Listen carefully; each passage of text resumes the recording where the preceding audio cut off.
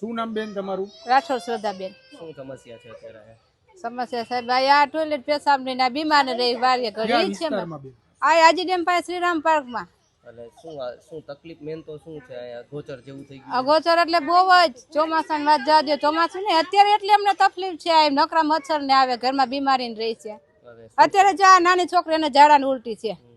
એક તો બીજો માર્કેટનો કઈ પ્રશ્ન? હા, માર્કેટ નો પ્રશ્ન તો પેલા કેમ કે એની હિસાબે જ ગંદકી વેરો થાય બધો ટોયલેટ ને પેશાબ માર્કેટ ઉપડાવો. હા, આજ તો બેન આંગણવાડી નો પ્રશ્ન છે. અહીંયા આંગણવાડીના જે બાળકો છે તે ખંડેરા. હા છે જ આ છે જ આંગણવાડીમાં હાવ ખરાબ પરિસ્થિતિ. પેલા આંગણવાડી એની હિસાબે જ આ બધા ટોયલેટ પેશાબ કરવા આવે સાહેબ. ઈ પેલા કાંઈ વિન્ડો વાળીને પેલા પેક કરાવો એક દરવાજો મેન મૂકીને. હા, નાગ ને નીકળે જ છે એક નહીં અજગર નાગ ને એવું કેટલું નીકળે. અમે ખુદ જોવા વાળા ઈ બેન ને અમે જાણ કર્યા બકલા વાળા જાણ કરે કે બેન આ જીવ જંતુ નીકળે તમે બાળકો પેશાબ કે ટોયલેટ કરાવ નીકળાવ તો તમે ધ્યાન રાખજો. આ જનાવર આ જ રહી છે નાગ ને નાગણી બે રહી છે જોડવા. અમે ખુદે જોયેલા બપોરના ટાણે 2-3 વાગે.